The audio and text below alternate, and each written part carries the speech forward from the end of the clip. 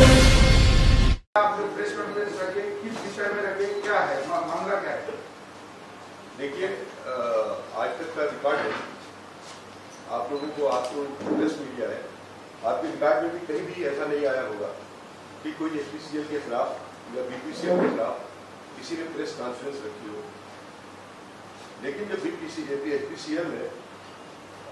हमारी मतलब सैकड़ों कंप्लेंट जो है देने के बावजूद, और ये कंप्लेंट ऐसी है कि एक एएसयू एजेंसी वो जो कांदीवली में रन कर रही है, डीलरशिप की है, तो एएसयू एजेंसी का जो मालिक था वो शांतु कुमार अशर, और शांतु कुमार अशर जो है वो एक्सपायर कर गए। एक्सपायर करने के बाद अकेला ही मालिक था, उसका कोई पार्टनर वगैरह था नहीं, उसका कोई भी पार्टनर नहीं था, और अकेला ही सोल ओनर था वो एएसयू एजेंसी का। जब एएसयू एजेंसी का मालिक मर गया तो वहाँ के लोगों में जिज्ञासा जाहिर हुई, कांदीवली, वो कांदीवली में एएसयू एजेंसी है, तो वहाँ के लोगों में जिज्ञासा जाहिर हुई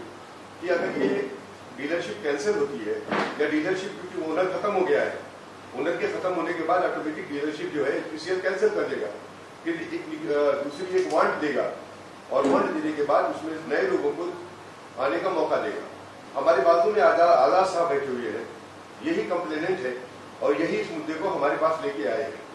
और जब वो एचपीसीएल का मालिक मरने के बाद उसमें एक मैनेजर काम करती थी, उसका नाम है केतकी देसाई,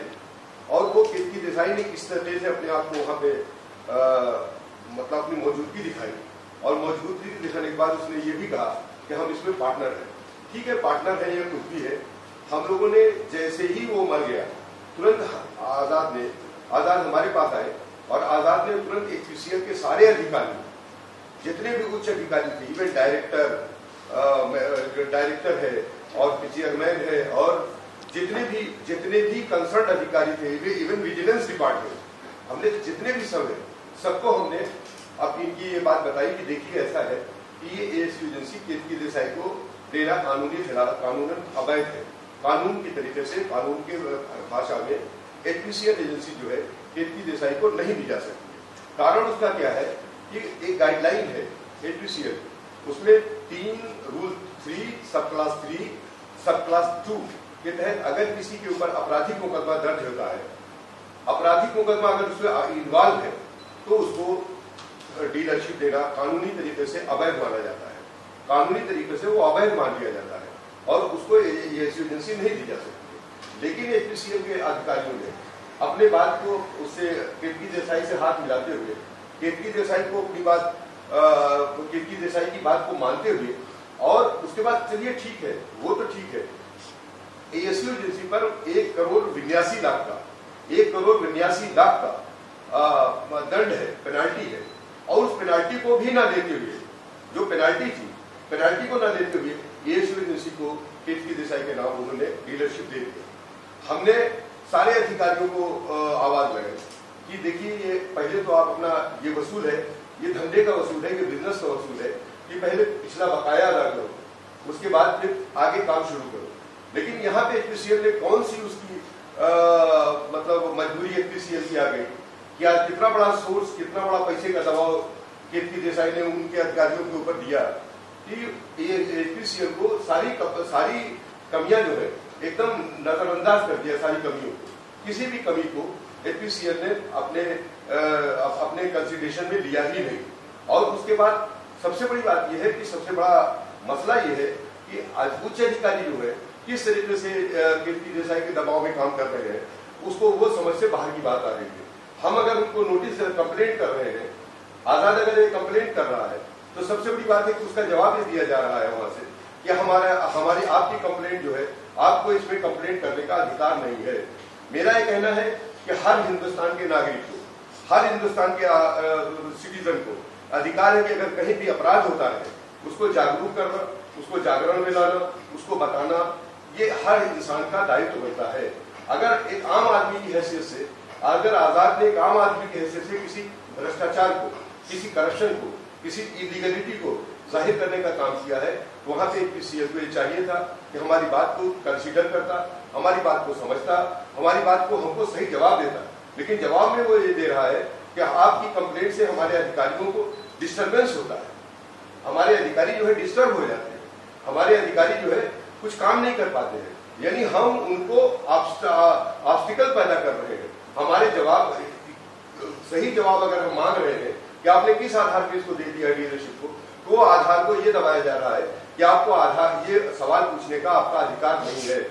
आप ये बताइए, यहाँ पे प्रेस मीडिया बैठा हुआ है, आप हमसे कोई सवाल करेंगे, हम आपको तार्किक जवाब नहीं दे पाएंगे और हम आपसे ये सवाल जवाब देंगे कि आपको ये सवाल करने का अधिकार नहीं है, तो ये कहाँ तक कानूनी तरीके से बैठा माना जाएगा। एचपीसीएल ने वही किया है जो हमारे जितने भी मतलब हमारे कंप्लेंट थी, और 1,82,00,000 सबसे पॉइंटेड बात ये है यहाँ पे कि 1,82,00,000 का एसीएसडीसी ने चूना लगाया है, एचपीसीएल का घोटाला किया है, और उसके बावजूद भी उसी को डीलरशिप दे दी गई। उस पॉइंट पे बिल्कुल साइलेंट है वहां का अधिकारी कि हमने क्यों दिया, हमने कैसे दिया, हमको देना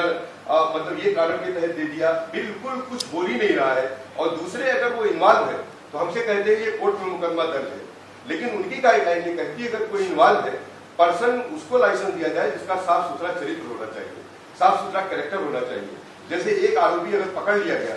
और उसके ऊपर और भी केस लग गए हैं, तो जब पुलिस वाला लिखता है तो बोलता है कि इसके ऊपर ये और केस इन्वॉल्व है,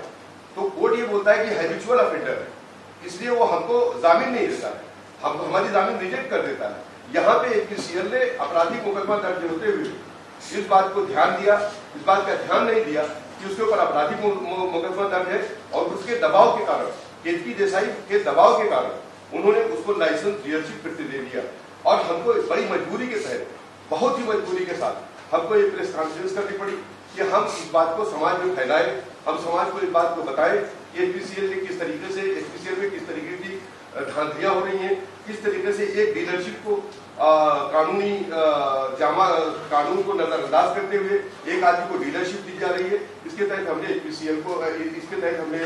आज ये जो प्रेस कॉन्फ्रेंस बुलाई है, इसी के तहत बुलाई है कि हमारी आवाज जनता तक पहुंचे, जनता इस बात को जाने कि एचपीसीएल में क्या हो रहा है। एचपीसीएल ये जो केजपी देसाई है उनका तरफ बताइए कि कैसा वो पहले जो एजेंट था उसके बाद उसने आधार कार्ड उसको ऐसा गलत तरीके से जो उसने अपना नाम कर दिया, क्या ऐसे दस्तावेज उन्होंने जमा किए जिसके चलते हुए एजेंसी नहीं मिली? जी उन्होंने यही तो देखिए बात ये है कि यही बात तो हम पूछ रहे हैं कि वो कौन से दस्तावेज उन्होंने जमा कर दिए हैं कि जिसको आपने बैन मान लिया है, वो कौन से दस्तावेज उन्होंने दे दिया है कि जो ये सब बातों को दबा दे रहा है, कानूनी प्रक्रियाओं को, कानून को उल्लंघन करते हुए, कानून को की अहमियत को ना समझते हुए उनको लाइसेंस दिया गया। उन्होंने कोई भी ऐसे एचपीसीएल अधिकारियों ने कोई भी हमको किसी भी प्रकार का उन्होंने हमको ये आंसर नहीं दिया कि इस डॉक्यूमेंट के आधार पर हमने इसको डीलरशिप दे दिया। कोई भी इस तरीके की बात उन्होंने नहीं की है। और आपको मैं बताऊं कि ये हमने तमाम मंत्रियों को लेटर लिखा था जिसमें हमको जो मतलब ministry of petroleum natural gas से एक संतोषजनक लेटर हमको मिला है और उन्होंने हमको 26 जुलाई को दिया है और इन्होंने डायरेक्टर मार्केटिंग को। आप देख रहे हैं सक्षम न्यूज इंडिया, सबसे पहले सबसे तेज।